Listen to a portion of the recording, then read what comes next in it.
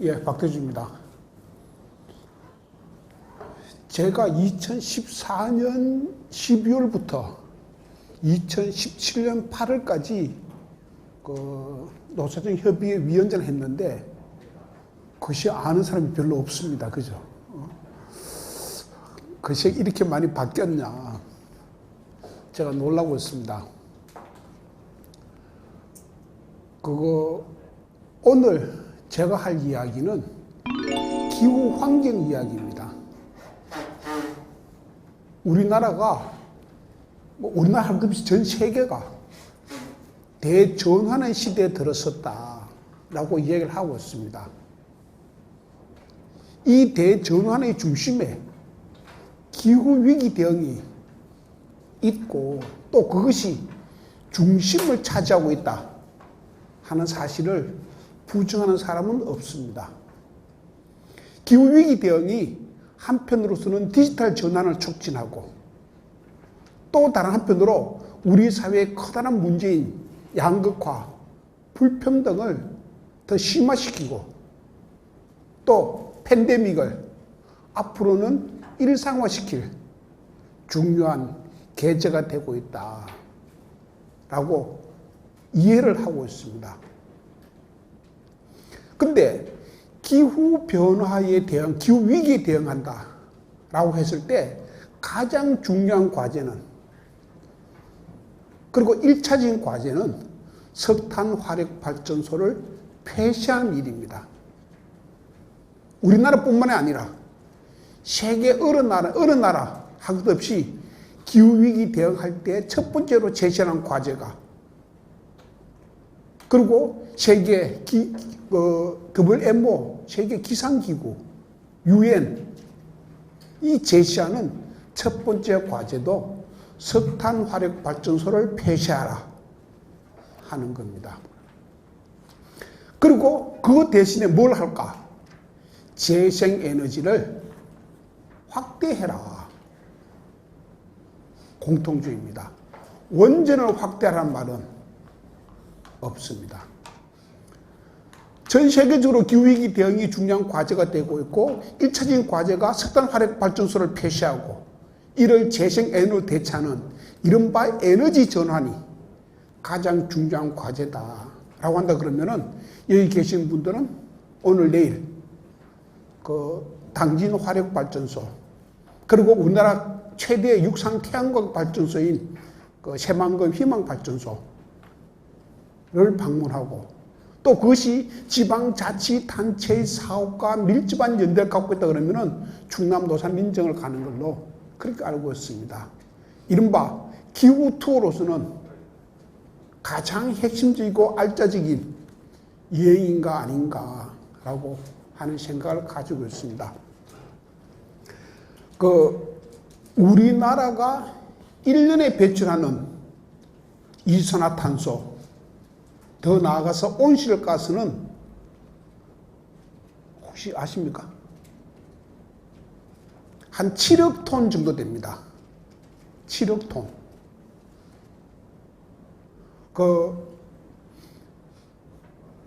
전 세계적으로 봤을 때 8위 내지 9위에 해당되는 엄청난 탄소를, 이산화탄소를 배출하고 있는 나라입니다. 1인당 탄소 배출량으로 따지면 1인당 15톤, 전 세계 평균의 정확히 2배입니다. 그래서 우리나라도 이제 탄소 중립의 실현이 국가적 과제가 되고 있는데 안타깝게도 정부는 손을 놓고 있습니다. 이것은 지금 못하면 다음에 하면 되지 않은 그런 사업이 아니고 지금 당장 하지 않으면 안 되는 사업, 그것이 지금 당장 하지 않으면 엄청난 데미지로 우리에게 닥칠 사업이라는 점에서 현재 정부가 사실상 손을 놓고 있다는 것은 엄청난 문제가 될 수 있겠다라고 느끼고 있습니다. 여기에 대해서 제가 말씀드리기 전에 이 7억 톤을 배출하는데 2018년이 정점이었습니다. 7억 한 3천만 톤. 2018년이 정점이었고 19년, 20년 코로나를 통해서 탄소 배출이 감소되다가 지난해부터 오히려 탄소 배출이 늘고 있습니다. 탄소 예산이라고 혹시 들어보셨습니까? 탄소 예산. 탄소 예산은 무엇이냐 그러면은 지금 2015년도 파리 협약에 의해서 앞으로 지구 온도의 상승을 1.5도씨, 1.5도씨는 산업화 이전의 지구 온도에서 1.5도씨의 상승으로 마감하겠다. 과학자들이, 그야말로 전 세계 과학자들이 왜 지구의 온도가 오르는가를 둘러싸고 장시간에 걸쳐서 엄청난 논쟁을 했고 합의를 본 것은 이산화탄소 때문이다. 그래서 과학자들 사이에서는 합의를 봤습니다. 그리고 그렇다고 한다 그러면은 앞으로 기후 온도를 1.5도씨로 제한하기 위해서는 우리가 얼마 정도의 이산화탄소를 더 배출할 수 있을까? 얼마까지 배출하는데 제한해야지 1.5도씨로 마무리할 수 있을까? 라고 하는 것이 탄소 예산입니다. 2020년도에 과학자들이 유엔에서 모여서 탄소 예산을 계산했습니다. 앞으로 우리가 이 탄소는 배출하면은 한 1000년 정도를 갑니다. 없어지는데. 그래서 앞으로 우리가 배출할 수 있는 탄소 배출량은 4천억 톤이다. 라고 계산했습니다. 4천억 톤보다 더 배출하면은 1.5도 온도는 지킬 수 없다. 하는 거였습니다. 1년에 지구가 얼마를 배출하려고 그러면은 1년에 340억 톤을 배출합니다. 그러면 1년에 340억 톤을 배출해서 4천억 톤에 가려고 그러면은 한 12년 정도의 여유밖에는 없고 그것이 2030년대 초반이 될 거다. 라고 그렇게 과학자들이 계산했습니다. 탄소 예산을 봤을 때 우리가 2030년대 초반에 이른바 탄소 중립을 확보하지 않으면 1.5도 지키는 것은 불가능하다.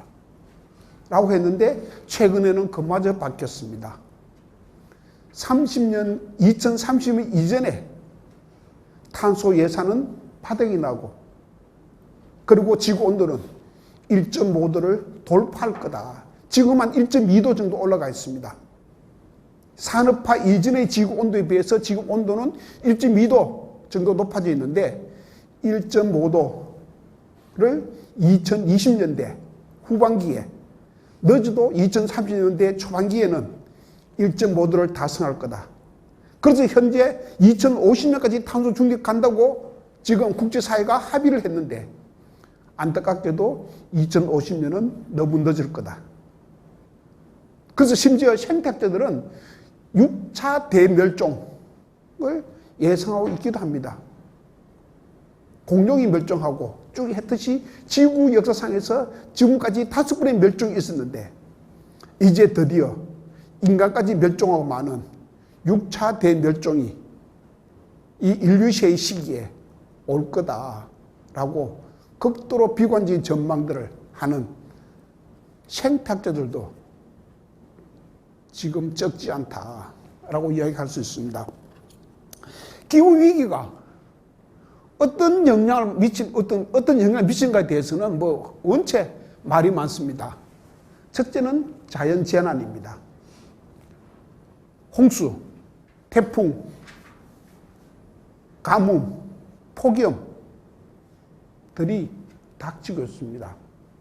이것은 노동자들이라고 해서 이런 자연재난으로부터 예외가 아니고 더 중요한 것은 이 재난은 안타깝게도 평등하지 않더라.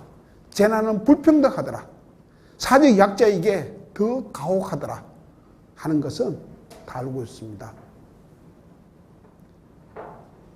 지난 8월 중순에 이른바 기습적 폭우가 내렸을 때 죽은 사람들은 반지하 쪽방에 사는 사람들이었습니다. 그 중에는 민주노총 서비스 연맹에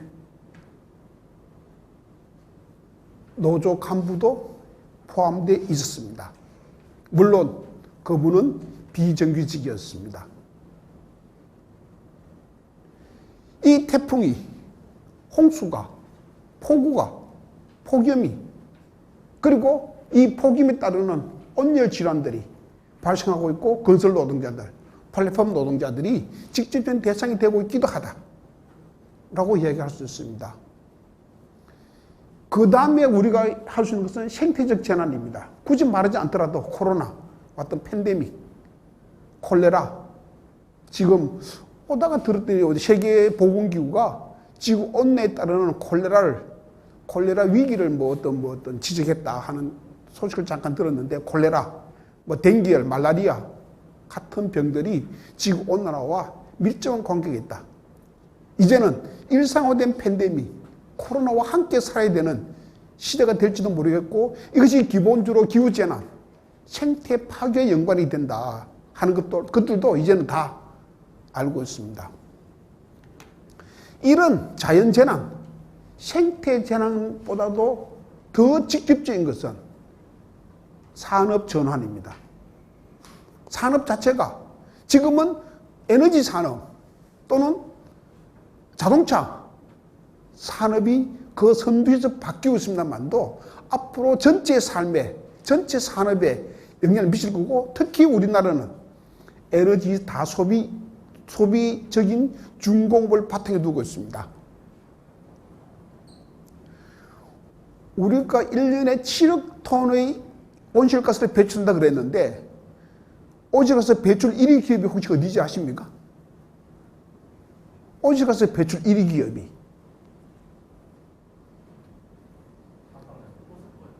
포스코입니다. 그 다음에 현대제철입니다. 저는 솔직히 포스코와 두산과 같은 우리나라에서 대표적인 탄소 배출 기업들이 친환경 기업이라고 텔레비에 선전한 거 보면은 정말 화가 납니다. 이렇게 쏘기도 괜찮을까? 지난해 포스코가 7,860톤의 60만 톤의 이산화탄소를 배출했고, 이것은 우리나라 전 가구가 우리나라 전체 탄소 배출의 11.6%고 우리나라 전체 가구가 배출한 탄소량보다도 2배 반입니다. 한 기업이 우리나라 전체 가구가 쓰는 배출하는 탄소량의 2배 반을 포스코가 한 기업이 배출하고 있습니다.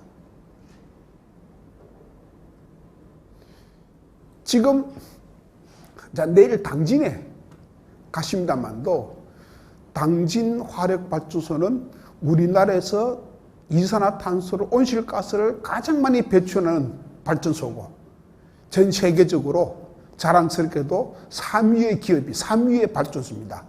전 세계에서 세 번째로 탄소 배출 많이 하는 발전소가 내려가는 당진 화력발전소고, 당진은 우리나라에서 가장 탄소 배출이 많은 지자체입니다. 왜 그럴까? 그 동네에는 이거 당진 화력발전소, 동서발전이죠. 당진 화력발전소가 있고, 바로 옆에는 현대제철이 있습니다. 그래서 내려가는 발전소는 가장 많은 온실가스를, 지역은 역시 가장 많은 온실가스를 배출하는 지자체가 우리나라에서 당진이다 라고 이야기할 수 있습니다. 저는 당진을 여러 번 갔다 왔습니다. 갔던 새만금 희망태양광도 그 2번이나 저는 갔다 왔죠. 제가 했던 석탄 화력발전소 폐쇄에 따르는 정의로운 에너지 전환, 그리고 고용 문제, 거버넌스 문제와 관련해가지고 제가 프로젝트를 진행을 한 적이 있습니다. 어쨌거나 포스코가 지금 우리나라의 탄소 배출의 근 12%를 한 개 기업이 배출하고 있고, 이것은 전체 가구가 배출하는, 심지어 현대제철이 2위 기업인데 현대제철과 포스코를 합치면 우리나라 수송에 따르는 탄소 배출량과 정확히 똑같습니다. 자가용 택시, 버스, 비행기, 철도, 지하철, 화물차, 모든 수송 차량들이 배출하는 탄소 배출량과 탄소량과 두 개 회사가 배출한 탄소량이 똑같습니다. 그런데도 불구하고 자기들은 친환경 기업이라고 선언을 하고 있습니다. 얼마 전에 포스코가 친환경 포럼, 친환경 철강 포럼을 열었습니다. 그래서 녹색당의 청년들이 쳐들어갔습니다. 그래서 1분간 포스코는 각성하라고 그 포럼장에서 외쳤습니다. 어떻게 됐을까? 다 끌려갔습니다. 포스코가 고발했습니다. 1심 재판에서 4명이 1인당 300만 원의 벌금을 받았습니다. 그래서 현재 법정 소송이 진행 중에 있고, 이 친환경 하겠다는 기업이 현재 삼척에서 원전 규모의 석탄 화력 발전소 2개를 짓고 있습니다. 삼척 블루파워입니다. 두산과 두산중공업이죠. 두산에너빌리티, 두산중공업과 함께 포스코가 짓고 있는데, 이번에는 청년기후 행동의 청년들이 두산에 쳐들어가서, 분당에 있는 두산에 쳐들어가서 로고에 녹색 뺑기를, 페인트를 뿌려버렸습니다. 두산이 고발했습니다. 그래서 1,800만 원의 벌금이 현재 구형되어 있는 상태입니다. 이게 포스코입니다. 석탄 화력 발전소를 갖다가 지금도 짓고 있는 나라, 대한민국이죠. 석탄 화력 발전소 건설에, 해외 석탄 화력 발전에 투자하고 있는 나라가 대한민국입니다. 2050년까지 석탄 화력 발전소를 완전히 폐쇄하고 에너지 발전소도 없애겠다고 하는 것이 정부가 국제사회에 제출한 2050 탄소 중립안인데, 아직도 석탄 화력 발전소를 짓고 있는 어처구니 없는 일들이 벌어지고 있고, 그 중심에 포스코가 있고, 좋습니다. 뭐 짓든 말든. 그는 틀림없이 좌초좌세 될 거라고 누구나 알고 있고, 그렇게 하다 보니까 포스코가 회사채로 자금을 모으려고 하니까 아무도 거기 회사채에 돈을 투자하는 기업이 없습니다. 회사채를 발행해도 돈을 못 모으고 있습니다. 지금 삼척 블루파워가 그렇습니다. 좋습니다. 좌초좌세 되고 손해보도 그건 상관이 없습니다만도, 문제는 철강이 팔릴 거냐는 문제입니다. 지금 포스코는 2050까지 수소환원 제철, 철광석에서 철을 뽑아내는 그 과정에서 엄청난 코커스를 떼는데, 그래서 탄소가 배출되는데, 이걸 수소로 하겠다. 이걸 수소환원 제철이라고 부르는데, 수소환원 제철 기술은 우리는 2050년까지 확보하겠습니다. 항시 포스코의 입장입니다. 해외 기업들은, 호주는 벌써 그 기술로 철강을 만들고 있고, 벨기에와 주요 나라들은 2030까지는 다 수소환원 제철로 가겠다고 되어 있습니다. 그럼 뭐가 문제인가? 알리백이 있습니다. 윤석열 대통령이 후보 시절에 몰라가지고 망신을 받았던 말, 알리백, 리뉴어블 에너지 100%인데, 앞으로 우리는 재생에너지만 쓰겠다 하는 것이 알리백입니다.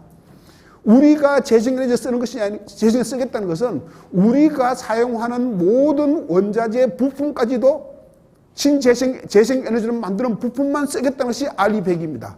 다시 말해서 BMW는 2025년까지는 우리가 알리백에 가겠다고 선언을 했다는 것은 무슨 말이냐 그러면은, 앞으로 배터리 재생에너지를 만들지 않은 배터리는 수입하지 않겠다는, 쓰지 않겠다는 이야기입니다. 재생에너지를 만들지 않은 철강 제품은 사용하지 않겠다는 이야기입니다. 세계 주요 회사들이 삼성전자까지도 마찬가지로 알리백을 선언하고 있는 이 상태 속에서 앞으로 포스코가 어디에 철강을 팔아먹을지도 문제고, 두 번째로 팔아먹는 데서 치더라도 유럽에 들어가려고 그러면은, 미국에 들어가려고 그러면은 탄소 국경 조정세를 내야 됩니다.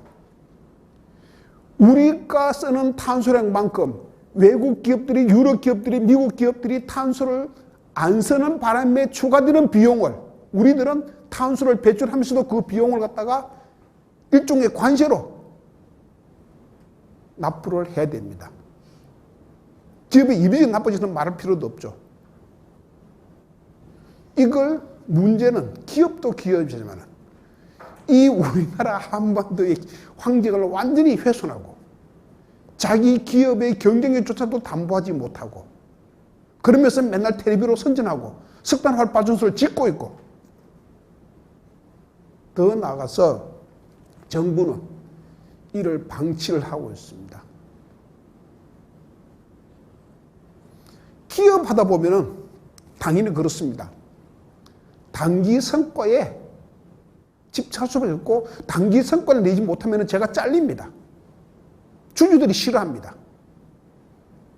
정부가 규제하지 않으면 기업 경영하시는 분들은 그렇게 엄청난 투자를 해가면서 탄소 배출량 감축에 나설 이유가 별로 없습니다. 내가 언제까지 회장할 건데, 내가 언제까지 사장할 건데. 이게 포스코입니다. 포스코만의 문제는 아니죠. 포스코 1위가 포스코고 2위가 현대제철이고 3위가 삼성전자입니다. 반도체 하는데 엄청난, 우리가 반도체 수출 많이 한다고 다 좋아하지만은 그것이 엄청난 탄소 배출을 전제로 해가지고 지금 이 반도체가, 우리나라 반도체가 세계를 제패하느냐 안 하느냐 이야기하고 있는 이런 현실들이 벌어지고 있습니다. 어쨌거나 산업 전환은 불가피하다 라고 한다 그러면은 이 산업 전환은 곧바로 노동 전환으로 연결될 수밖에 없습니다.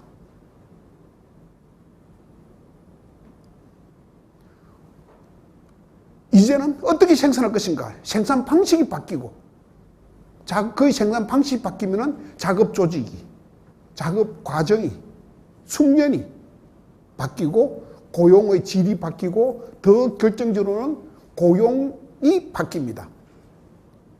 석탄 화력 발전소에서 발전소가 문을 닫으면은 거기 있는 고용이, 일자리들이 어디로 가야 되냐 그러면은 1차적으로 생각할 수 있는 것은 재생에너지 사업으로 이 사람들이 전환되어야 됩니다. 발전소는 폐쇄하는데 재생에너지를 확대하지 않으면은 이 사람들은 갈 데가 없습니다. 이것이 지금 당장은 LNG로 옮겨다 주시더라도, LNG는 석탄화력 발전소에서 필요한 인원의 40%밖에 필요로 하지 않고, 가장 중요한 것은 장기적으로 재생에너지로 옮겨줘야 되는데 이 정부는 재생에너지 사업에 별로 관심이 없습니다. 지금 유럽에서는 석탄, LNG, 태양광, 풍력 중에서 어떤 발전원으로 만드는 전기가 가장 쌀까 하는 것이 논란이 되고 있습니다. 풍력과 태양광은 어떻게 보면 설치만 해두면 나머지는 다 공짜입니다. 지금 LNG 가격이 엄청나게 빠른 속도로 올라가고 있습니다. 우리나라가 재생에너지에 대해서 외면하고 있는 순간에 조만간 또는 지금 벌써 풍력, 태양광, 재생에너지가 이른바 화석연료 에너지로 만든 전기보다 더 값이 싸졌다. 우리나라도 잘못하면 2030년에 그렇게 갈 수 있다 하는 보고서가 나오고 있는데 재생에너지 산업은 현재 죽을 쏘고 있습니다. 정부가 공공기관 재정 건전화 대책을 마련하라고 그러니까 발전소들이 뭘부터 하는가? 알았다고. 재정 건전화 하겠다고. 갖다 팔 것도 갖다 파는지만 가장 중요한 것은 앞으로 재생에너지 산업에 대한 투자를 대폭 줄여버리겠다는 것이 발전소들이 정부에 제출한 재정 건전화 대책입니다. 정부는 아이고 잘됐다. 그러면은 발전 공기업들이 의무적으로 공급해야 되는 재생에너지 비율 RPS라고 그러는데 그거 낮춰주겠다. 앞으로 너희들이 의무적으로 공급해야 되는 재생에너지 비율을 우리는 낮춰주고 너희들은 발전소들은 재생에너지 산업에 대한 투자를 무려 2조씩이나 줄이겠다. 그러면 그걸 누가 하는가? 그 빈 공간을 외국의 자본들이 들어오기 시작했습니다. 해상풍력입니다. 그러면 재밌는 일이 벌어집니다. 앞으로 발전사는 어떻게 될까? 원전도 영원히 가지는 않을 겁니다. 이 정부 끝나면 또 무슨 일이 벌어질지 누구도 모릅니다. 그것이 지속 가능한 발전원이 아니라는 것은 누구나 알고 있습니다. 앞으로 석탄화력 발전소는 없어집니다. LNG 발전소도 없어집니다. 그리고 재생에너지는 발전소가 핵심 사업이 아닙니다. 그러면 앞으로 발전 공기업들은 없어진다는 이야기입니다.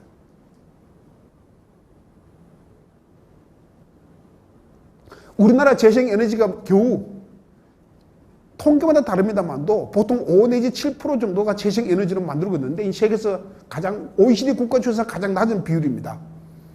이 낮은 재생에너지의 80%를 민간이 생산하고 있습니다. 다시 말해서 에너지의 공공성이 앞으로는 이렇게 가면 없어진다는 이야기고 다시 다른 말로 외국 자본이 그 에너지 산업에 민영화입니다. 에너지 산업이 민영화되고 민영화를 넘어서 외자화된다. 외국 자본이 우리나라 에너지 산업을 지배하게 되면은 이제부터 에너지 주권의 문제가 발생합니다.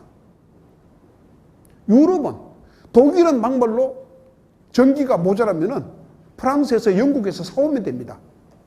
우리는 전기를 사올 때도 없습니다. 이른바 전기로 한다 그러면 우리는 섬나라입니다. 고립된 섬나라고 이걸 어떻게 할 것인가? 다시 말해서 에너지 산업의 주도권을 갖다가 외국 자본에 넘겨줬을 때 지금 이런 일들이 벌어지고 있는 그 속에서 노동자들은 또 어떻게 할 것인가 하는 문제가 지금 에너지 전환과 관련해서 대두되고 있는 가장 중요한 문제들이다 라고 이야기할 수 있습니다.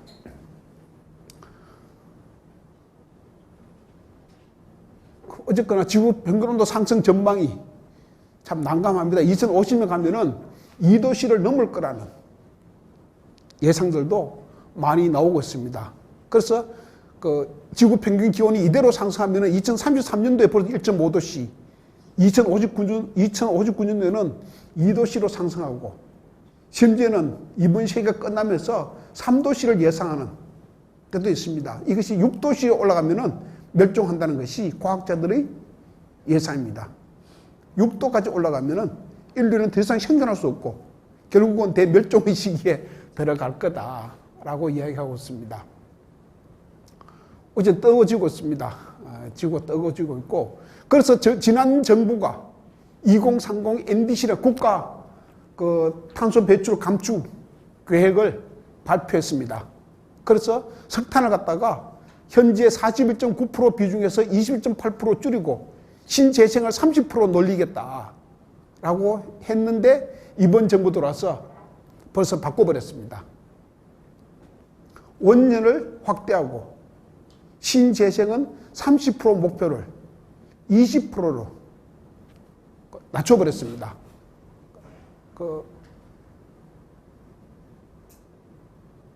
신재생은 21.5로 30.2%에서 21.5%로 낮춰버리고 석탄은 뭐 크게 손대지 않았습니다만도 그 대신에 재생에너지 비율을 낮추는 대신에 그것을 원전으로 대체하겠다 하는 것이 이 정부 에너지 정책의 가장 기본적인 문제입니다.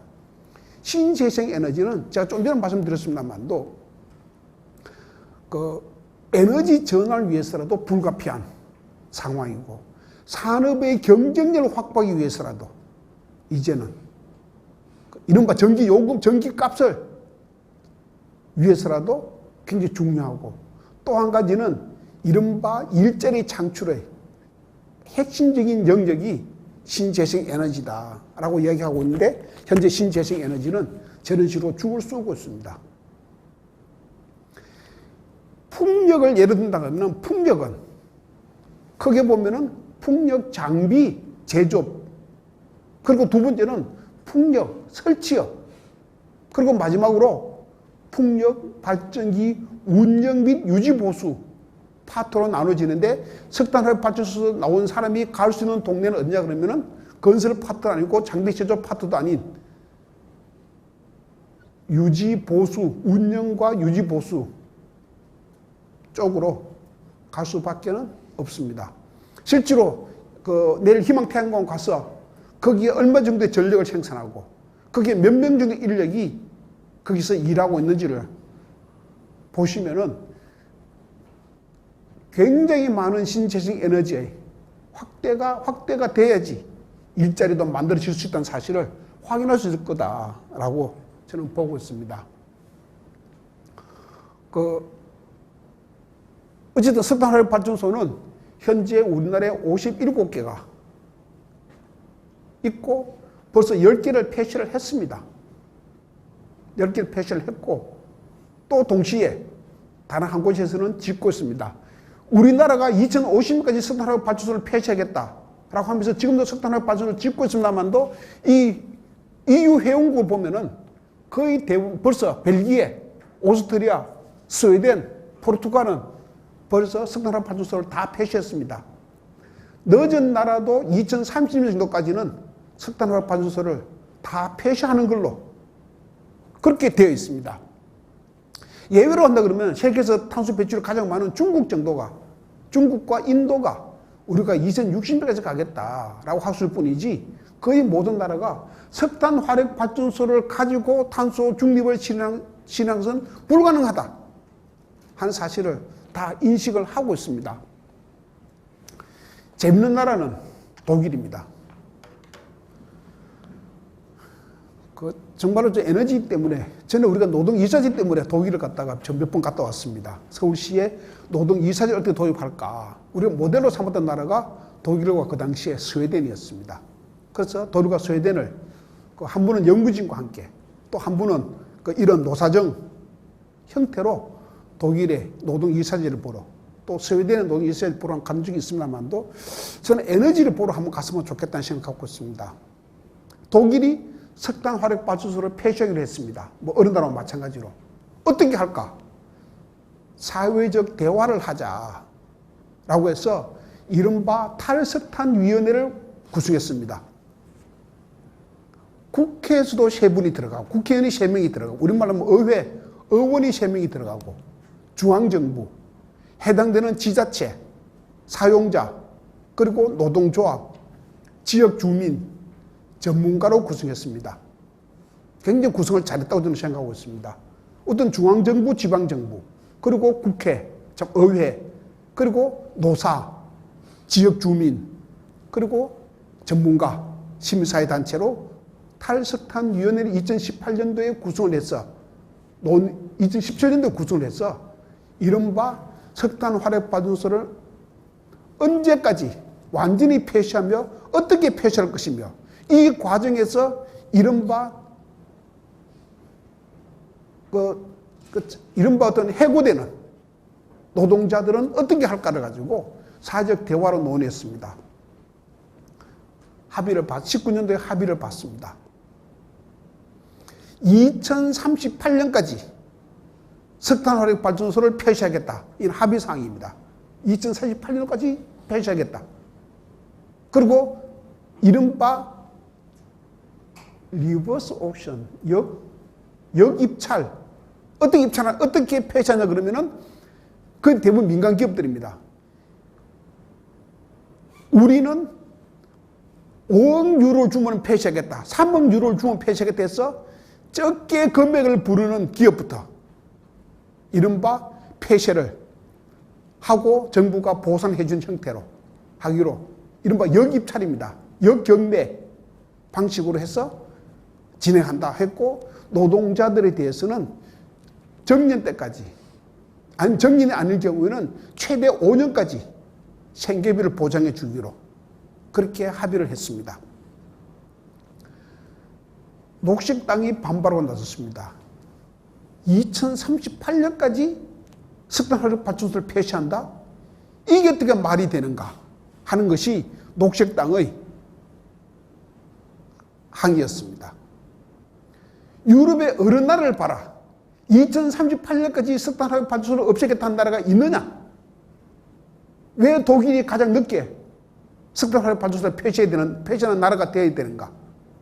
그리고 2038년까지 석탄화력발전소를 폐쇄하면은 이른바 EU가 정한 지침, 2030년까지 각국은 2010년 대비 탄소 배출의 45%를 줄여라 하는 EU의 지침을 우리는 수용하지 참, 우리는 어기는 위반한 꼴이 된다. 이거는 말이 안 된다. 이른바 사회적 합의를 녹색당이 반대하고 나섰습니다. 우리는 수용 못하겠다. 아무리 이게 사회적 합의를 하더라도 말이 안 되는 합의다. 이래 됐습니다. 이번에 독일이 메르켈이 물러나고 새 정부 구성됐고, 새 정부를 연정을 우리는 신호등 연정이라고 부릅니다. 이른바 빨간색인 3인당, 초록색인 녹색당, 노란색인 자민당, 이 세 정당이 연정을 구성하고, 그래서 신호등 연정이다 라고 부르는데, 녹색당이 연정에 참여하는 조건이 뭐냐 그러면 석탄화력발전소를 2030년까지 폐쇄하는 걸 조건으로 3인당 너희가 이걸 수용하면 우리는 연정에 들어가고, 너희들이 이걸 수용 안 한다 그러면 우리는 연정에 안 들어가겠다 하는 것이 녹색당의 입장이었습니다. 결국 3인당이 그 제안을 받았습니다. 2030년까지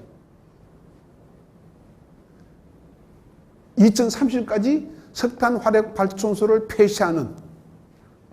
폐쇄하도록 법안을 개정하겠다.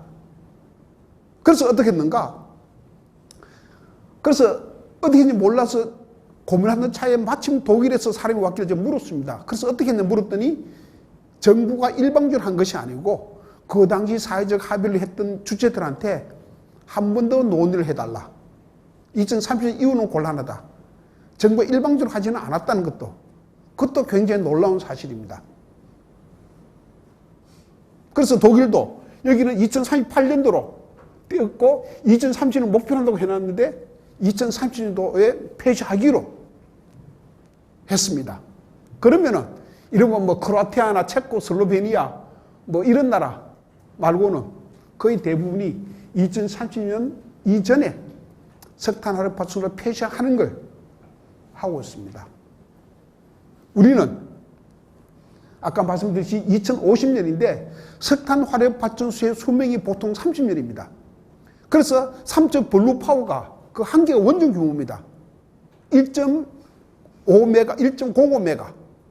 는 그 원전 수준입니다. 원전 수준의 발전소를 포스코와 두산이 중심돼서 현재 건설하고 있는데 가동이 2024년도에 시작됩니다. 가동 연한이 수명이 30년도로 한다 그러면은 2054년. 보통 석탄화력발전소는 특별한 문제 없으면은 리파워링이라는 단계를 거쳐서 이른바 수순해서 보통 10년 정도 더 씁니다. 그러면은 40년 정도 쓰면은 대충 수명이 다 한다 라고 보고 있는데, 그러면 지금 석탄화력발전소 짓는 건 어떻게 할까? 알아서 하겠지만은 이런 일들이 벌어지고 있습니다. 개인적으로 저는 이번 토요일 날, 다음 주 토요일 날 3척에 데모하러 좀 갈 작정입니다. 이 석탄화력발전소는 정말로 지어서는 안 되는 발전소다. 아무리 정부가 기후위기에 관심이 없다 하더라도 이런 식의 부담을 특히 미래 세대한테 넘겨준다는 것은 말이 안 된다 라고 보고 있습니다. 그래서 청년 세대는 그러죠. 너희들은 늙어 죽겠지만은 우리는 늙어 죽을 수도 없을 것 같다 라고 이야기하고 있는, 그래서 가장 레디컬한 과격한 기후운동 단체들이 청년 단체들입니다. 특히 청년 긴급 기후 행동 이라는 단체가 있습니다. 청년 긴급 기후 행동이라는 단체가 있고, 이 단체 그리고 녹색당에 있는 청년 당원들, 이분들이 일반적으로 가장 레드크라고, 그 스웨덴의 그레타 툰베리도 마찬가지로 그렇고, 뭐 유명한 뭐 멸종 반란이라는 그 단체들, 그리고 어떤 그 금요일 이런 단체들, 모든 단체들의 핵심은 다 청년들입니다. 우리나라도 외국도 그러죠. 이제 어쨌거나 이런 탈수단 과정이 진행이 되고 있다 하는 말씀을 제가 드렸습니다. 그 가는 그 동서발전은, 거기 동서발전은 그거 10호 10개의 그 발전소가 있습니다. 발전소가 있는데, 그 1, 2호기는 현재 계획은 2029년도에, 3, 4호기는 2030년도에 폐쇄로 되어 있습니다. 폐쇄를 하고 LNG 발전소로 가는데, LNG 발전소는 당진에 짓는 것이 아니고, 하나는 호남에, 하나는 울산에, 호남이라는 여수에, 하나는 울산에 짓게 되어 있습니다. 당진 화력발전소는 저렇고, 전에 말씀드렸듯이 우리나라에서 탄소 배출량이 가장 많은 발전소가 안타깝게도 당진 발전소다라고 이야기할 수 있습니다. 동서발전입니다. 그죠?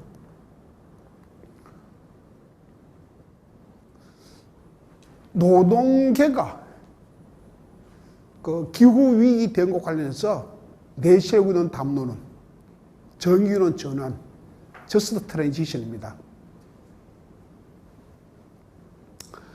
그 저스트 트랜지션이 뭔가에 관련해서 이른바 굉장히 많은 논란들이 있습니다. 이 저스트 트랜지션, 정의로운 전환이라는 것은 학자들이 연구해서 만들어낸 개념이 아니고, 노동자들이 현장에서 투쟁하면서 만들어낸 이른바 실천적인 용어다 라고 이야기할 수 있습니다. 70년대 80년대 미국의 ACW, 미국의 그 원자력 핵이죠. 원자력 화학 노동조합이 독성 물질을 취급하는 공장의 폐쇄와 관련해 가지고 투쟁에 들어갔고, 그래서 어떻게 하냐 그러면은 노동조합이 기후 또는 건강을 위해서 사업장의 폐쇄를 용인하는 대신에 사업장과 지자체는 노동자들의 고용과 생계를 부담한다, 책임진다 하는 협약을 맺습니다. 그래서 순탄하게 공장의 폐쇄가 이루어지고 노동자들도 고용과 삶을 보장받는 형태로 간 것이 시초가 되어서 정의로운 전환이다 하는 말이 만들어졌습니다. 미국에서 만들어진, 미국의 노동조합들이 투쟁하면서 만드는 용어고, 이 용어는 곧바로 미국의 노동조합들이, 그리고 영국의 TUC, 캐나다의 있던 CW, 캐나다 노총, 영국 노총, 각국의 노총들이 자기들의 어떤 운동 방향으로 이 정의로운 전환을 채택을 하고, 그께는 국제노총이 ITUC입니다. 국제노총이 정의로운 전환을 우리들의 방침을 정하고, 드디어 2015년 가장 유명한 파리 협약의 서문에 정의로운 전환이라는 말이 들어갑니다. 그래서 정의로운 전환은 그 노동계가, 각국의 노동계가, 그리고 그 노동단체가, 그리고 국제기구로서 ILO, 그리고 유엔기구로서 UNEP, 노동조합에서는 국제노총, ITUC와 같은 단체들이 채택하고 있는 방향이기도 하다라고 이야기할 수 있습니다. 이른바 기후위기 대응과 관련해서 가장 집어진 담론이 정의로운 전환이다 라고 되는데, 문제는 정의로운 전환을 둘러싸고 이른바 학자들이 자기들이 만드는 말도 아니면서도 학자들 사이에 엄청난 논쟁이 벌어지고 있습니다. 뭐가 정의로운 전환이냐 하는 것이 핵심입니다. 이 정의론 전환과 우리나라도 그 탄중이법에 정의론 전환이란 탄소 중립 사회로 이행하는 과정에서 직간접적 피해를 입을 수 있는 지역이나 산업의 노동자, 농민, 중소상공인 등을 보호하여 이행 과정에서 발생하는 부담을 사회적으로 분담하고 취약계층의 피해를 최소화하는 정책 방향을 말한다. 이런 탄소 중립 기본법에 이렇게 나와 있습니다. 정의론 전환인 것은 부담을 사회적으로 분담하고 그래야 사회적 약자에 가는 피해를 최소화시키는 정책 방향을 정의론 전환이라고 한다. 라고 법에 되어 있습니다. 재밌는 것은 법률 용어는 정의론 전환인데 정부는 정의론 전환 말을 쓰지 않습니다. 뭐라고 쓰는가? 공정한 전환이다 하는 말을 쓰고 있습니다. 똑같은 just transition한 말을 정부는 공정한 전환, 법률 용어가 정의론 전환임에도 불구하고 정부의 각종 문건에는 심지어 문재인 정부에서도 공정한 전환이다 라고 하고 있고 지금 이 정부 들어와서는 아예 공정한 전환이라는 말조차도 사실상 사라져버렸다 라고 얘기할 수 있습니다.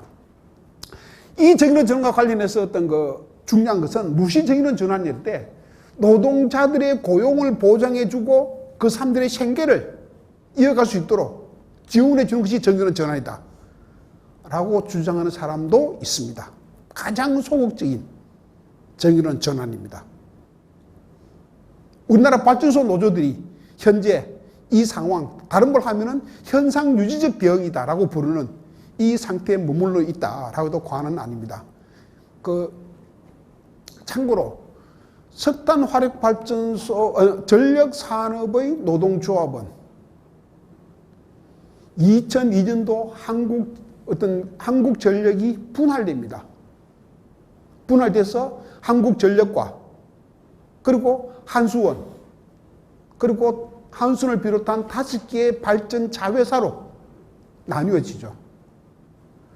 그리고 그 다음 단계는 민영화가 있는데 노무현 정권 때 남동 발전부터 팔겠다고 했는데 입찰이 무산되는 바람에 결국 발전소를 팔지는 못하고 현재 한전의 100% 자회사로 6개 발전 공기업들이 발전 자회사들이 있습니다. 한국전력에는 노동조합이 전력노조가 있고 전국전력노조가 있고 전국전력노조는 한국노총 공공산업노동조합연맹에 소속되어 있습니다. 그리고 나머지는 그 당시에 분리될 때는 발전산업노조로 하는 단일 노조로 있었는데 이 발전산업노조는 그 다음에 이명박 정부의 노조 탄압이 있어서 단협 개정 계약을 하라 하는 일이 있었고 그걸 계기로 해서 복수노조가 허용되면서 기업별 노조 체제로 바뀝니다. 그래서 각 발전소에는 현재 한수원에는 한수원 노조가 따로 있습니다. 한수원 노조는 상급단체가 없습니다. 한국노총에 들어가자는 안도 부결되고 민주노총에 가자는 안도 부결되고 그래서 한수원 노조는 상급단체 없는 독립노조로 따로 있습니다.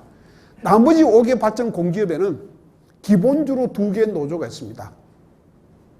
기업별 노조와 발전산업노조라는 산별 노조가 있고 발전산업노조는 민주노총 공공운수노조에 소속되어 있고 기업별 노조들은 한국노총 공공노련 공공산업노동조합연맹에 소속되어 있는데 제1노조는 어디를 할 것이 있다. 한국노총 노조들이 제1노조입니다. 발전산업노조는 제2노조로서 있고 사실상 그 대표 노조가 기업별 노조를 하고 있다. 동서발전도 마찬가지입니다. 이 외에 서부발전이나 중부발전이나 3노조, 4노조가 있는데 있습니다만 별로 의미는 없습니다. 그래서 기본적으로 1노조와 2노조가 있고 1노조는 한국노총 소속 노조들이고 2노조는 공공운수의 발전노조인데 사실상 발전노조는 단체 교섭권을 갖고 있지 못하다라고 보면은 틀림없습니다. 이 노조들이 기본적으로 현재 하고 있는 공공운수노조의 제2노조들은 굉장히 레디컬합니다. 자본주의 체제를 뒤엎어야 된다 라고 주장한 것이 공공우수의 발전산업노조의 지향인데 문제는 조합원들이 얼마큼 그게 동의하는지는 저는 잘 모르고 있습니다. 그 대신에 또 한국노총의 공공노련들은 그 동서발전까지 포함해서 기본적으로 조합원의 고용을 가장 중요하게 내세우고 가장 중요하게 내세우는 건 좋은데 사실상 거기에 머물러 있는 것이 아닌가 하는 느낌을 받습니다. 그 다음 단계는 고용을 유지하기 위해서라도, 다시 정의론 전하는 것은 고용의 유지가 중요하다는 사실을 인정한다 하더라도 고용을 유지하기 위해서라도 전력 에너지 산업의 구조를 개편해야 된다 하는 주장이 있습니다. 뭐 한국노총 노조 여기에 속한다 해도 속한다 해도 틀린 말은 아닙니다만도, 그래서 좀 전에 말씀드렸던 재생에너지 산업을 갖다가 공기업 주도로 육성해야 한다 하는 겁니다. 송전망을 현재 개방하겠다라고 하는데 기본적으로 한국전력이 유지하고 있는 독점적인 중앙 집중적인 전력망은 유지해야 된다라고 주장하고 있습니다. 일각에서는 재생에너지 산업으로 가면 분권화되어야 된다라고 이야기하고 있습니다. 문재인 정부 때 폼나게 신안에 가서 세계 최대의 해상 풍력 단지를 만들겠다고 대통령까지 가서 선언을 했습니다.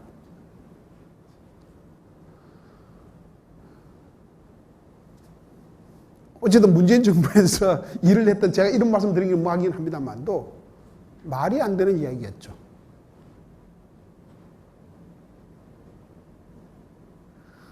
그 전기를 서울로 당겨오겠다 한 이야기인데, 서울로 당겨오려고 그러면은 송전망을 다시 깔아야 됩니다. 그 송전망을 깔 수 있을까? 밀양 사태를 우리는 경험을 했습니다. 삼척에서 지금 석탄 화력발전 짓고 있다 하는데 문제는 똑같습니다. 그 전기를 서울로 당겨오겠다는 겁니다. 그러면 송전망이 필요한데 송전망을 과연 건설해 줬을까? 그 송전망 지나는 지역 주민들이 가만히 내버려 둘까 하는 것도 현재 풀어야 되는 엄청난 문제입니다. 어쨌거나 그래서 지금 전력 에너지 산업의 구조 자체를 바꿔야지 우리들의 고용도 고용도 보장될 수 있다고 하는 것이 이른바 구조 전환이고, 그렇게 하기 위해서는 이것을 정부와 자본에 맡겨둘 것이 아니라 노동자, 농민, 지역 주민들도 의사결정 과정에 참여해서 권력 관계를 바꿔야 한다 하는 주장도 나오고 있고, 가장 레디컬한 주장은 자본주의 체제를 전복하지 않으면 기후위기 대응은 탄소 중립 사회는 불가능하다라고 주장하는 그룹들이 있습니다. 우리나라 기후단체의 대부분은 자본주의 체제를 바꾸지 않으면 탄소 중립이 안 된다는 사실을 수용하고 있습니다. 우리나라 환경단체의 대부분은, 뭐 다들 그렇지는 않습니다만도 대부분은 굉장히 레디컬한 입장들을 가지고 있다라고 말씀드릴 수 있습니다. 제가 그 사람들에게 묻습니다. 자본주의 체제를 뒤엎는다. 굉장히 매력적인 말은 틀림없습니다만도, 그러면 이른바 생태사회주의, 돌봄사회, 순환경제, 임금노동이 아닌 비임금노동에 의존하는 새로운 세계를 건설하자. 굉장히 매력적이다. 그 사람들은 막시즘도 반대합니다. 막시즘도 반대합니다. 기본적으로 임금노동에 의존하는, 여전히 성장주의에 갇혀있는, 생산주의에 갇혀있는 막시즘으로는 도저히 탄소 중립 사회를 만들 수 없다라고 주장하고 있습니다. 그래 묻습니다. 너희들이 말하는 비임금 노동의 기반을 둔 생태사회주의는 어떤 사회일까? 제가 묻습니다. 도대체 비전이 뭔가? 오늘의 이 자본주의에서 어떤 경로와 로드맵을 거쳐서 그 사회로 갈 수 있을까? 그 설명 좀 해달라. 제가 묻습니다. 가장 중요한 것은 그런 사회를 만드는 주체가 누굴까? 한 줌밖에 안 되는 당신네들이 이 새로운 사회를 건설하는 주체일까? 제가 묻습니다. 그 사람들은 노동자 별로 좋아하지 않습니다. 노동자 좋아하지 않는 이유는 노동자의 기본적으로 생산주의, 성장주의에 빠져가지고 탄소를 배출하는 주범의 하나가 노동자다 라고 보고 있는 상태 속에서 노동자가 이른바 혁명의 파트너는 아닌 것 같다. 현재 그렇게 되고 있습니다.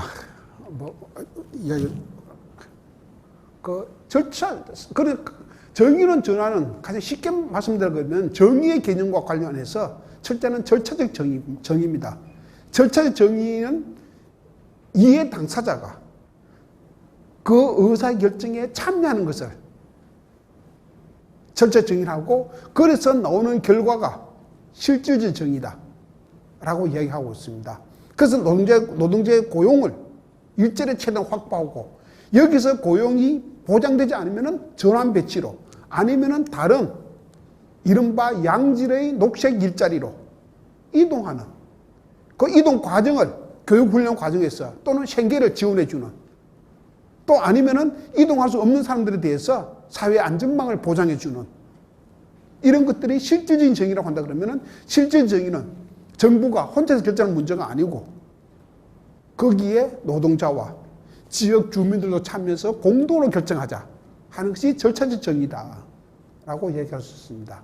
그래서 그것이 구체적으로 지향하는 바에 따라서는 아까 말했듯이 단순한 고용만 보장해달라, 전력상 에너지 산업의 구조를 바꾸자, 권력 관계를 바꾸자, 자본주의 체제를 바꾸자 한 여러 가지 주장이 있습니다만도, 그것을 밑바탕을 이루는 것은 기본적으로 노동자들도 의사결정 과정에 참여하자 하는 절차적 공정이 가장 중요한 문제가 되고 있다라고 이야기할 수 있습니다. 이 절차적 공정과 관련해가지고 가장 중심적으로 떠오른 것은 당연히 사회적 대화입니다. 기업별 체제로서는 정부의 정책 결정 과정에 개입할 수 있는 아무런 통로가 없습니다.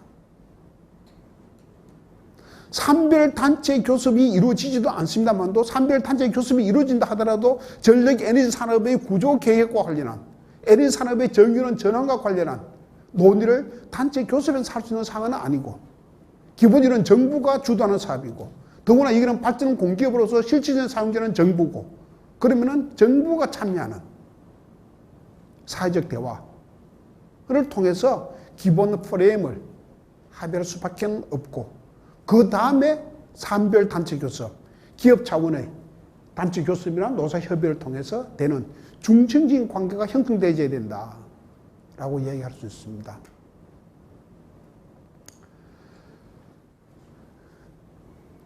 경산노위의 역할은 저는 끝났다고 보고 있습니다. 더 이상 우리가 기대할 게 별로 없는 동네가 경제사회노동위원회고,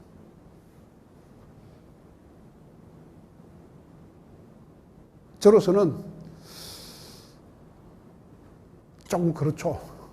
느낌이 조금 묘합니다.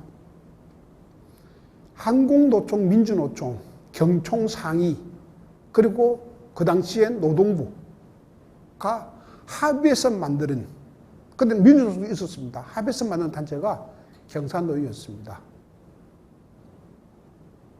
근데 오늘날 저는 경산노위의 역할이 최소한 이 정부 내에서는 끝났다 하는 생각은 분명하게 갖고 있습니다. 탄소중립위원회는 사회적 대화기구입니다. 지난번 위원장이었던 윤순진 서울대 교수가 누누이 했던 이야기는, 탄소중립위원회는 우리나라 탄소중립 정책의 관제탑이고 각 이해관계에 참가하는 사회적 대화기구다. 누차에 걸쳐서 규정을 했습니다. 그리고 탄소중립기본법에는 탄소중립위원회는 각종 이해 당사자, 정부뿐만 아니라 여성, 청년, 노동자, 지역주민, 소상공인, 시민사회단체가 참여해야 된다고, 그래서 이해 당사자 중심으로 운영되어야 된다고 법에도 명시하고 있고, 다시 말해서 이 자체는 사회적 대화기구로 운영되는 사실을 갖다가 확인해 주고 있습니다. 윤석열 정부가 들어섰습니다. 위원장부터 원전론자로 바꿔버렸습니다. 기존의 단체들은 다 빼버리고 원전론자, 심지어 4대강 찬성했던 사람들, 그리고 산업계 인사들로 해서 탄소중립위원회를 새롭게 구성했습니다. 탄소중립위원회도 이제는 사실상 역할을, 사회적 대화기로 역할은 끝나버렸다고 생각하고 있습니다. 그래서 제가 그저께 제가 어떤 공공노래에 가서 이야기했습니다. 당신네들은 정부와 대화를 하는 것이 필수적인데 앞으로 어떻게 할 건가? 어떻게 정부를 할 건가? 정부와 노동조합을 좋아하는 것도 아니고, 노동조합이 대화하자 그래, 사회적 대화하자 그래서 나올 것 같지도 않고, 물론 나온다고 해서 제대로 된 협의가 이루어질 것 같지도 않은데 앞으로 어떻게 할 것인가? 제가 이제 묻습니다. 오번에 발전소 이제 가시면은 이제 한번 둘러보겠습니다만도 기본적으로 발전소는 이렇게 구성되어 있습니다. 처음에는 아마 제일 처음에 바닷가로 갈 겁니다. 바닷가로 가면은 석탄 운반선이 이제 바닷가에 떠 있고, 그리고 석탄을 운반하는 터널, 운반하는 어떤 설비가 있을 겁니다. 이제 당연히 저쪽에는 저탄장이 있고, 저탄장 보시면은 당연히 석탄이 엄청나게 쌓여 있고 하는 것이 기본적으로 석탄 하역부터 해서 석탄 이송 과정에서 떨어지는 낙탄 처리하는 과정으로 아마 제일 먼저 버스 타고 가실 겁니다. 이 낙탄 과정에서 김종균이가 죽었죠. 김종균이가 서부 발전 태안이죠. 바로 당진 옆에 있는 태안, 보령, 충남이 우리나라에서 석탄화력 발전소가 가장 많은 동네입니다. 충청남도가. 이유는 간단합니다. 서울로 전기를 보내야 되니까 충청남도 바닷가에 엄청난 화력발전소 지었고, 대표적인 것이 당진, 태안, 보령입니다. 태안에서 태안 서부 발전이고, 거기서 김종균이가 이 낙탄 처리 과정에서 이른바 그런 변을 당했죠. 그것이 가면은 이것이 이제 보일러로 가서 이제 물을 떼고, 보일러로 물을 떼고, 그걸로 터빈을 돌리고, 터빈에서 발전을 하면은 그 이제 변압을 하는 핵심적인 이른바 메인 설비 운전이 보일러 터빈으로 이어집니다. 그리고 그거 나오고 나서는 이른바 미세먼지를 잡는 탈진 과정, 황을 하는 탈황시설, 이 과정에서 이제 회가 나오고 이 회 처리를 하는 그런 공정으로 이루어지고, 그 다음에는 송절이 이루어지는 이런 형태로 이루어지고 있습니다. 석탄 하역과 관련하고, 그리고 이 환경설비 운전을 담당하는 사람들은 다 비정규직들입니다. 이른바 협력사라고 하는 비정규직들이 저걸 담당하는데, 앞으로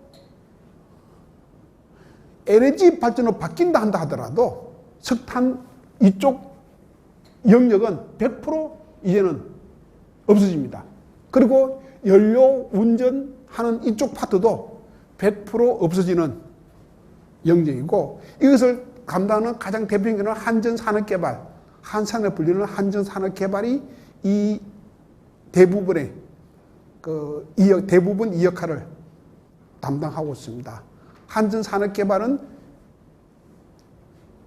자유총연맹이 제1주주인 기업이고, 지난 정부에서 비정규직의 정규직화, 그리고 김용균 대책위와 논의해서 한전산업개발을 한전의 자회사로 전환한다 라고 했는데, 자유총연맹과 협의가 진행 중에 있다가 이 정부 들어서 그 협의마저도 이제는 사실상 중단돼 버리고 말았습니다. 한전산업개발은 이런 역할들을 갖다가 역할을 하는 사람들이 다 없어지는데, 사실상 경영진이 없다 보니까 대책조차도 세우지 못하고 있는 동네가 한전산업개발입니다. 그 다음에 여기는 메인 설비는 다 정규직들이 하고 있습니다. 그래서 솔직히 말씀드리면은 정규직들은 그렇게 심각하게 고용 불안을 느끼는 사람들은 아닌데 문제는 앞으로 LNG도 없어지고 발전 공기업 자체가 없어진다는 문제는 여전히 남아 있습니다. 올 초에 정권 바뀌기 전에 하도 오래된 게 정권 바뀌기 전에 제가 그때 환경부 장관이 한정희 장관이었습니다. 그래서 저녁을 먹을 일이 있어가지고 한 장관 저녁을 먹으면서 한 장관은 당연히 어떤 참 노동 문제를 잘 아시는 한국 노총 출신이고 노동 문제 잘 아시는 분이고 또 어떤 그 환노위에서 간사까지 해왔던 분이고 해서 석탄 화력 발전소 폐쇄에 따르는 고용 문제도 좀 관심을 좀 장관으로 관심 좀 가져주시라 라고 제가 부탁을 드린 적이 있습니다. 한 장관 말이 자기는 크게 걱정할 문제가 없다고 보고를 받았다. LNG 발전을 옮기면 된다고 얘기를 들었다 하는 것이 한 장관의 답변이었습니다. 근데 그랬습니다. LNG로 옮긴다 하더라도 전체 인력의 없어지는 인력의 40%밖에 채용을 못한다는 것이 연구 결과고 특히 이쪽은 완전히 없어지고 문제는 LNG도 2030년까지 축소될 거고 새로 진다 그러면 전체적으로 축소될 거고 2050년 가면 없어져야 될 발전원이 한다 그러면 이 고용 문제는 의외로 심각할 수도 있겠다. 그래서 이른바 원만한 전환을 위해서라도 고용 문제 신경을 써달라 라고 또 부탁을 했는데 문제는 그렇게 안 느끼고 있다는 것이 이제 문제였습니다. 그 다음에는 이제 정비 문제입니다. 이제 정비를 갖다가 누구 하고 있냐 그러면은 역시 발전소 정규직도 하고 있고 대표적으로서는 그 KPS 우리 옛날에 한전기공이라 불렀습니다. 옛날 한전기공이라 불렀던 KPS 한전자회사입니다. 한전자회사인 KPS가 기본적으로 정비를 담당하고 있고 이른바 사소한 정비는 협력사 자회사 하고 있는데 문제는 정비 인력도 대폭적으로 축소될 거라고 그렇게 예상하고 있고 협력사 정비는 살아남지 못할 거고 협력사 정비의 상당 부분 역시 한전산업개발이 하고 있습니다. 정비 문제 있고 마지막은 청소, 경비, 시설관리, 방제하는 것은 자회사입니다. 동서발전에는 당진에는 EWP라고 그 이스트 웨스트 파워 동서발전입니다. EWP 서비스라는 자회사가 있고 이 자회사는 비정규직이 정규직의 전환 과정 속에서 이른바 청소, 경비, 시설관리, 방제하는 분들을 따로 발전사별로 따로 서비스 회사로 공기업으로 만들었습니다. 자회사들이죠. 이서 담당하고 있습니다. 근데 사실상 이분들이 또 고용에 굉장히 취약한 것은 뭐냐 그러면은 LNG 발전소 간다 하더라도 청소는 필요하다라고 하겠지만은 청소하려고 이른바 호남화력이 지난 연말에 폐쇄된 호남화력이 동서발전했습니다. 그래서 동서가 없어지면서 청소하는 이른바 표현이 좀 중년 아주머니한테 그러면은 당신은 울산으로 가겠습니까? 강릉으로, 당진으로 가겠습니까? 묻습니다. 그래 이 분의 답변을 그렇습니다. 내가 청소하러 우리 집 가정 다 버려두고 내가 당진으로 갈까? 울산으로 가랴 라고 이야기를 합니다. 내가 경비하러 내가 울산으로 가야 된다는 이야기인가? 모든 생활 터전이 집은 다 호남 화력이 있는 여수에 있는데 이분들이 또 고용이 또 굉장히 취약한 분들입니다. 그래서 결국은 회사로 관두게 되고 관두고 나면은 그렇듯이 누구도 신경 쓰지 않는 형태로 사실상 방치돼 버린 일들이 지금까지 벌어지고 있다는 이야기입니다. 이것이 고용의 가장 중요한 문제들입니다. 그래서 이른바 이 석탄 하역 작업과 연료 환경 설비 운전 파트는 100% 없어지고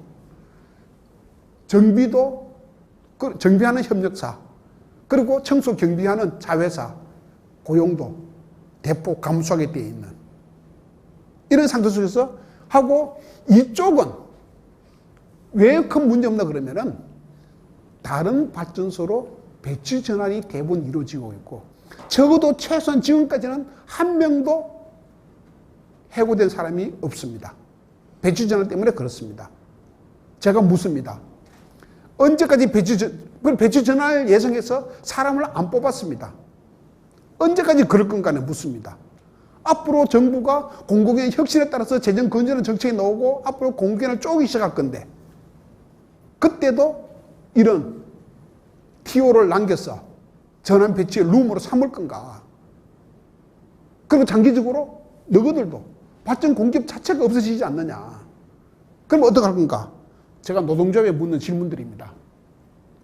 즉, 폐쇄 사업자는 폐쇄 사업자는 서천 1, 2호기, 영동 1, 2호기, 보령, 삼천포가 없어졌고, 나머지 한 개는 이 포함되지 않습니다만도, 일단 호남 화력이, 있습니다. 예를 들어, 호남 화력은 가서 얻은 자료는 발전사에서 지난 우리가 1월 달에 갔던 자료입니다. 1월 달에 갔던, 폐쇄된 직후에 갔던 자료인데, 발전 정규직들은 이른바 139명의 현원 중에서 잔류가 49명이 남습니다. 우선은 보낼 데가 없으니까 배치전을 한다 하더라도 잔류를 시킵니다. 80명, 90명 재배치했고, 자회사는 결국은 9명이 퇴직을 하고, 1차 협력사에서도 어쨌든 퇴직이, 2차 협력사, 이 KTML 회사는 계약이 만료된 이후로 완전히 100% 다, 12명 다 해고돼 버렸습니다. 그래서 이 경우도 그나마 정부가 굉장히 그 당시에는 신경을 썼습니다. 초기 단계 화력발전소 폐쇄에 따르는 고용 문제를 사회화시키지 않기 위해 가지고 굉장히 신경을 썼습니다만도 결국 정년과 특히 해고를 피하지는 못했습니다. 그래서 제가 한 이야기가 그렇습니다. 앞으로 석탄 화력 발전소의 폐쇄는 가속화되고 대규모화될 거다. 지금하고는 궤를 달리할 거다. 라고 묻습니다. 우리가 2030 NDC를 그 지난해 문재인 정부가 작년에 거래소에는 당사국 총회 가서 우리가 보고를 했습니다. 2030년에 이 정도의 탄소 배출을 했고 석탄 화력을 이렇게 줄이겠다고 했기 때문에 이거는 국제 약속이기 때문에 윤석열 정부도 그럽니다. 어쩔 수 없다. 표현이 참 묘합니다. 어쩔 수 없이 하겠다고 윤석열 대통령이 얼마 전에 그렇게 표현을 했습니다. 좋습니다. 뭐. 그런데 파리 협약에 따른 결과인데 진전의 원칙이라는 게 있습니다. 다음에 5년 후에 우리가 보고할 때는 이것보다 더 진전된 안을 보고를 해야 됩니다. 보고를 해야 되고 더구나 국제적인 압력이 더 강화될 거라고 느끼고 있습니다. 저는 2050년에 석탄화력 발전소 폐쇄한다는 것은 앞으로 절대로 그렇게 안 된다. 그 전에 폐쇄 안 하고 못 빼길 거다 하는 생각을 갖고 있습니다. 두 번째로 재생에너지 산업이 크게 확대될 전망이 없습니다. 민간이 한다는 게 무슨 말인가? 공기업이 하면은 우리 회사 남는 일을 걸로 보내면 됩니다. 대부분의 사업은 SPC로 합니다. 특수목적법인으로. 다시 말해서 민간이 주도하고 남동발전, 동서발전이 참여하는 형태의 SPC, 특수목적법인으로 하기 때문에 거기에 채용하는 인력을 우리 회사에서 보낼 수가 없습니다. 더욱이 해상풍력은 해외 자본이 한다고 말씀드렸습니다. 해외 자본은 어떻게 하냐 그러면은 설치는 우리나라 기업이 하는데 유지 보수를 자기들 사람을 데리고 와서 해버립니다. 한국 사람을 채용하지 않는다는 이야기입니다. 재생에너지 산업을 제대로 만들지도 않지만 재생에너지 산업이 만들어진다 하더라도 여기서 남는 인력이 가기에는 한계가 있습니다. LNG도 없어진다고 제가 말씀드렸습니다. 그럼 여기서 남는 인력들이 어디로 갈까? 현재 아무런 대책이 없는 상태가 현재 지속되고 있다라고 말씀드릴 수 있습니다. 그래서 석탄화력 발전소 폐쇄는 가속화 되고 LNG도 퇴출해야 될 발전원이고 시간이 흐를수록 사업장 내 배치 전환의 여유도 줄어들 것이고 신재생에너지가 확대 가져오는 일자리 효과는 제한적이고 특히 고용에 미치는 영향은 차별적이다. 이른바 고용이 가장 심한 것은 2차 밴드들. 그리고 업무로서는 연료 환경 운전 설비가 가장 취약한 동네입니다. 그리고 그 다음에는 자회사 협력사들, 경상 정비하는 분들, 청소 경비하시는 분들이 취약하고, 사실 고용 위협이 가장 낮은 데는 발전 공기업의 정규직들이 상대적으로 그나마 그 고용의 위협이 낮습니다. 노동조합이 지금 굉장히 재미있는 중요한 현재 그 시도를 하고 있습니다. 기업별 노조로 석탄화력발전소 폐쇄에 대응하기에는 역부족이다. 그래서 5개 발전소, 한국노총의 5개 발전소 노조가 통합 작업을 진행하고 있습니다. 지금 이 순간에 통합 작업을 진행하고 있고, 이유는 기후위기 대응입니다. 석탄화력발전소 폐쇄 대응입니다. 저기는 에너지 전환을 위한 통합 작업이고, 그래서 다음 달에 설립 신고를 하고, 그리고 3월 달에 투표를 하고 4월 1일 날 정식으로 출범한다는 계획으로 현재 발전사의 그 초기형 노조, 이른바 소산별 노조를 현재 추진하고 있습니다. 뭐 현재서 큰 그 건립들이 없는 걸로 알고 있고, 그래서 제가 한 이야기는 현재 공기업들만의 노동조합을 만드는 것도 중요하지만은 이 사람들을 포괄해 달라 하는 것이 제가 하는 요구입니다. 뭐 요구라고 하기보다는 제가 하는 이야기입니다. 고용에 가장 취약한 사람들은 이 사람들인데, 이 사람들을 내버려 두고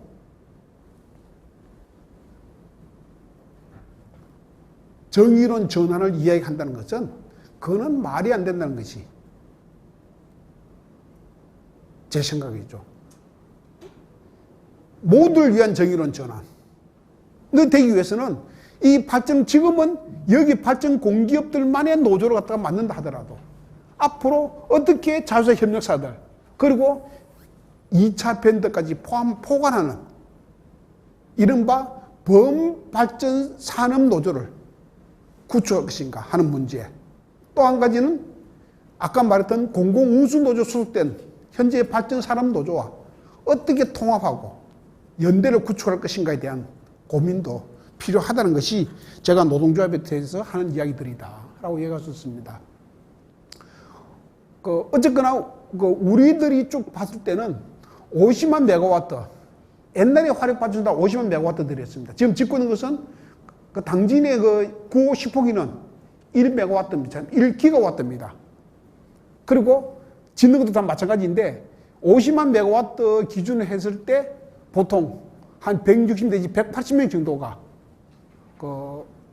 되고, 앞으로 30기를 폐쇄할 경우에는 5,000명 이상의 퇴출 인력이 나오지 않겠는가라고 생각하고 있습니다. 특히 자회사, 협력사의 어려움이 가중될 것 같다라고 느끼고 있고, 산업자원부 용역보고서입니다. 산업자본주가 키웨이라는 데 의뢰해서 정의로운 전환을 위한 그 폐지 석탄 발전소 활용 방안 그 연구 용역을 지난해 했었는데, 여기도 그 유효 인원이 쭉 나온다고 어떤 불편한 진실이죠. 불가피하다라고 하고 있고, 직무의 배치 전환에도 한계가 있다 하는 것은 산자부가 자기들이 했던 연구 보고서에도, 그래서 30개를 폐지하고 LNG를 했을 때 전환 불가 추정 인원은 발전본부에서 2,625명, 협력업체 5,310명이 되고, 그래서 LNG로 옮겨가지고 간다 하더라도 결국은 한 4,800명, 5,000명 정도는 전환 못할 거다, 해고될 거다 하는 것은 산자부 영역 기록도 그렇고, 저희들이 했던 연구 영역 기록도 그렇습니다. 지금 한 2만 5천 명 정도가 근무하고 있습니다. 발전소 전체. 2만 5천 명 정도가 근무하고 있는데, 궁극적으로 석탄화력발전소 폐쇄에 따라서 5천 명 정도가 직장을 잃을 거다 하는 것이 현재 나오고 있는 연구들이고, 뭐 저희들도 마찬가지다라고 이야기할 수 있습니다. 어쨌든 고용보장인 것은 정의로운 전환의 출발점이고, 그리고 고용 문제 해결 전망에 따라서 노조의 대응 전략이 바뀔 수 있다라고 보고 있습니다. 너희들의 고용은 어쩔 수 없이 박탈을 당할 수밖에 없다라고 하면서 노동자의 협조를 구한다는 것은, 그것은 불가능합니다. 어느 나라나 다 마찬가지일 겁니다. 특히 우리나라와 같이 양극화 불평등이 심한 이 상태 속에서 이른바 고용을 잃는다는 것은 모든 걸 잃는다는 것과 마찬가지라고 한다 그러면은 고용 보장 없는 이른바 그 원만한 전환은 불가능할 거다 하는 생각을 갖고 있습니다. 지금은 큰 문제 없을지라도 앞으로 고용 문제 풀기 시작한다 그러면은 노동조합은 본격적으로 반발하고 나설 거다 라고 얘기할 수 있습니다. 제가 처음에 올 초에 이제 발주소 가서 거기 있는 분들하고 이제 어떤 간담회하고 이제 FGI 인터뷰를 했을 때 공통적으로 나오는 것이 정부의 석탄 화력 발전소 폐지 속도가 너무 빠르다는 거였습니다. 좀 더 늦춰달라. 좀 더 천천히 갔으면 좋겠다는 것이 그 사람들의 주장들이었고, 두 번째로 미세먼지는 이제 거의 다 잡았다. 그래서 좀 더 늦게도 되지 않느냐. 굉장히 많은 어떤 토론 끝에 결국 나왔던 이야기는 그거였습니다. 석탄화력 발전소의 폐쇄는 불가피하다. 이제는 다 노조들도 다 수용하고 있습니다. 석탄 발전소의 폐쇄는 불가피하다. 이제는 우리가 반대한다고 해서 되는 문제는 아니다. 그리고 앞으로 폐쇄 속도도 빨라질 수도 있겠다. 이 역시 우리가 받아들여야 할지도 모르겠다. 단 고용 문제가 현실된다 그러면 우리는 그렇게 못한다. 들어누를 수밖에 없다 하는 겁니다. 우리는 이해한다. 불가피하다는 사실도 이해하고, 그렇게 하는 것이 우리나라의 장래를, 미래를 위해서도 참 한때는 우리가 한국 경제 성장의 주역이었다는 자부심을 갖고 있었는데 어느 순간에 우리들은 나쁜 놈이 돼버렸다. 기후, 탄소 배출의 경제 성장의 주역이 아니고 탄소 배출의 주범이 돼버린 우리가 그나마 받아들이겠지만은, 그렇다 하더라도 고용 문제만큼은 정부가 적극적으로 신경 써야 되는 것이 아닌가. 그런데 문제는 지금까지 10개의 석탄화력 발전소를 폐쇄한 관련해서 노동조합은 심지어 회사 측의 협상 상대도 되지 못했습니다. 완전히 배제되어 왔습니다. 각 발전소마다 탄소중립위원회를 구성했고, 탄소중립위원회를 구성했는데 거기에 노동조합은 빠져있고, 거기에 의사결정 과정에 당연히 노동조합은 지금 기업 차원 내에서도 개입하지 못했고, 산업 차원, 정책 차원에서도 노동조합은 완전히 배제되어 있었다. 탄소중립위원회는 그 당시에 98명으로 구성됐을 때 노동계에서는 굳이 한 명, 한국노조위원장만 들어가 있었습니다. 민주노총은 자기들 안 들어가겠다 그랬죠. 그러면서 노동계가 너무 적다고 말하고 있는데 그건 모르겠습니다만, 어쨌거나 그 노동조합은 이 과정 속에서 아무런 목소리도 갖추지 못한 사람들이 되어버렸다라고 이야기할 수 있습니다. 그래서 어떤 고용 문제 해결은 그 중에 고용 보장 방안은 뭐 여러 가지로 있습니다. 어떤 참여 관련해서는 사회적 대화, 발전산업 차원의 어떤 단체 교섭, 기업 차원의 단체 교섭에 경청했고, 전력산업 구조 개편이 저는 반드시 따라줘야지. 여기에 따르는 고용 전환도, 산업 전환에 따른 고용 전환을 얘기할 수 있고, 나머지 노동사회 정책들이 필요하겠다라고 얘기할 수 있습니다. 그래서 고용 보장 방안을 쭉 했고, 기존 과정에서 핵심적인 것은 이른바 그 탄소 중립 계획은 목표만 설정됐을 뿐이고 이행 로드맵이나 구체적인 이행 수단을 설정되지 않은 상태고, 쭉 하는 과정에서 가장 중요한 것은 노동 배제적 탈석탄 전환 정책이 이루어지고 있더라 하는 이야기를 할 수 있습니다. 그 사업장 단위수는 마찬가지였다 한 이야기입니다. 참여적 거부를 구축하는 데 있어서 좀 전에 말씀드린 것은 핵심적인 사회적 대화입니다. 근데 경산노위의 사회적 대화도 그거는 의미가 없고, 탄소중립위원회에서의 사회적 대화도 이제는 물 건너가면은 어떻게 노동조합이 정책 결정 과정에 참여할 수 있을까 하는 문제는 남아 있습니다. 노동조합이 갖고 있는 기본 생각은 이제 어쩔 수 없다는 겁니다. 우리 취향은 아니었지만은 이제 투쟁이란 말을 앞셀 수밖에 없을 것 같다. 모드를 투쟁 모드로 이제는 바꿔야 될 것 같다. 두 번째는 노동조합의 힘만으로 되지 않는다 한다. 기후위원회, 클라이밋 솔리데리티를 구축할 수밖에 없다. 그래서 노동조합과 기후환경단체 사이에 연대전선을 어떻게 구축할 것인가 하는 것이 굉장히 중요한 과제가 됐고, 기후환경단체와 노동조합이 연대해서 이제는 나가야 되는 것이 아닌가 하는 이야기들이 현재 내부에서 계속 이야기되고 있는, 그래서 일단은 아래로부터의 압력을 동원함으로써, 아래로부터의 압력을 조직함으로 해가지고 이른바 정부를 압박해 더하는, 이것이 현재 노동조합이 택할 수 있는 전술이지 않겠는가 한 이야기들은 계속 나오고 있는 상태다라고 이야기하고 있습니다.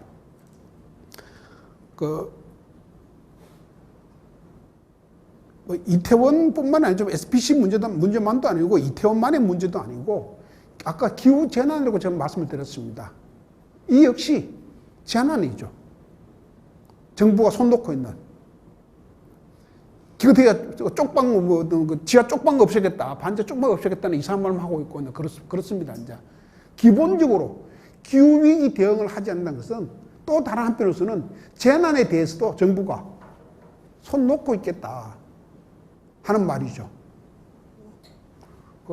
이런 일이 이제, 그래서 지금 현재로서는, 그래서 저희들은, 제가 경산노위 출신이면서도 탄소중립위원회를 사회적 대화기구로 만든다고 했을 때 경산노위 분들이 엄청나게 섭섭했습니다. 제가 서울 노사정 모델링 협의회 위원장 끝내고 바로 간 게 경산노위 상임위로 갔었고, 경산노위는 사실상 그 위원장이 대표긴 합니다만 또 상임위는 운영체제입니다. 위원장은 비상임이고, 그래서 어떻게 보면 경산을 만든 그 주체가, 주역이 저였다고 할 수 있는데, 제가 탄중위로 기후위기 사회적 대화를 해야 된다라고 했을 때 경산의 분들이 굉장히 섭섭해 하고 했습니다만도 불가피하다고 봤다. 탄중위에서 해야 된다라고 했는데, 현재 탄중위도 저렇게 돼서 사회적 대화는 파탄이 나버렸다 하는 겁니다. 이 협력제 노조 간부가 한 이야기는 탄소 중립 미룰 수 없다고 보고, 그때서 정부가 에너지 수급 계획을 제대로 내놓고 제대로 하는 것도 아니고, 노동자도 참가하고 우리도 가장대 반대하지 않는다. 후속 조치를 어떻게 할 것인지 참여를 통해서 후속 조치를 제대로 좀 만들자. 우리도 반대하지는 않겠다. 우리도 참여를 시켜 해달라 하는 것이 그 협력업체 노조 간부의 그 인터뷰 발언했는데, 이 말마저 현재는 이루어질 전망이 별로 없는 그런 상태다라고 얘기할 수 있습니다. 충남은 좀 오늘 가지겠습니다만도 저기론 전환 기금 설치와 우정한 조례를 제일 먼저 만들었고, 그리고 산업구조 전환 때는 노동전환 훈련 지원 시스템 조례도 만들었고, 산업전환 기후위기 대응 기금도 만들은, 어떻게 보면은 가장 잘 대응하고 있는 동네가 충남 지자체고, 지금 이제 도지사가 바뀌어버린 바람에 좀 황당히 하고 있습니다만 어떻게 될지 모르겠습니다. 가장 잘 지혜 차원에서 대응해 왔던 동네는 충남이고, 그리고 기초 지자체 차원에서 당진, 그리고 태안에서도 대응을 잘해 왔습니다. 다들 지자체장들이 바뀌어버렸습니다. 바뀌고 나서는 제가 잘 모르고, 얼마 전에 했던 당진시장을 제가 만나봤더니만도, 당진이 지자체에서 가장 탄소 배출이 많은 동네고, 당진이 그래도 가장 선도적으로 이 사업을 추진해 왔는데 시장 3선에 떨어져 버리는 바람에 이제는 완전히 손을 놓았고 어떻게 해야 될지 모르겠다. 정말 당진이 걱정된다 하는 참 한숨을 참 수도 없이 쉬는 걸 갖다가 이제 봤습니다만도, 어쨌든 지금 다 지자체 장들이 바뀌어버려가지고 어떻게 될지는 저도 잘 모르겠습니다. 지금까지 가장 그나마 잘해왔던 동네는 충남, 그리고 그 지자체 소속 당진과 태안, 였고, 오늘 가서 한번 확인해 보시면 될 것 같습니다. 그리고 그 뒤에 있는 자료는 새만금 희망태양광, 가서 볼 건 별로 없습니다. 태양광 펜을 새만금 어떤 부지에 깔아놓은 거 이외에는, 크구나 넓구나 한 거 이외에는 볼 건 없습니다만도, 거기 있는 분들하고 아마 대화를 하면서 재생에너지 산업, 그리고 어떤 이 겪고 있는 현재의 고충들, 그리고 재생에너지, 그리고 거기가 제2태양광 단지까지는 만들었고 제3태양광 단지는 만들고 있습니다. 그리고 밖에는 그 태양광 해상 풍력 단지는 만들 계획으로 있습니다. 제일 큰 문제는 그 내셔널 트러스트에서 지켜야 될 땅으로 정치 가덕도 공항 짓은 안 된다. 두 번째로 새만금 수라 갯벌에서 현재 공항 건설 작업을 하고 있습니다. 가장 반환경적인, 그래서 이 공항 건설 수라 갯벌에서 공항 건설하는 문제가 현재 사실 쟁점되고 있고, 그것이 내일 가시는 새만금이다. 그래서 새만금 그 자체가 재생에너지의 땅이고, 그래서 친환경의 땅이고, 하면 공항을 짓는 반환경의 땅인, 그래서 다양한 논쟁들이 벌어지는 데가 새만금이다 라고 말씀드릴 수 있습니다. 제 이야기가 좀 길었습니다. 길었고 좀 빨리 가셔야 되는데 제가 붙들고 있는 것 같아가지고, 혹시 질문 있으면 하시죠. 질문.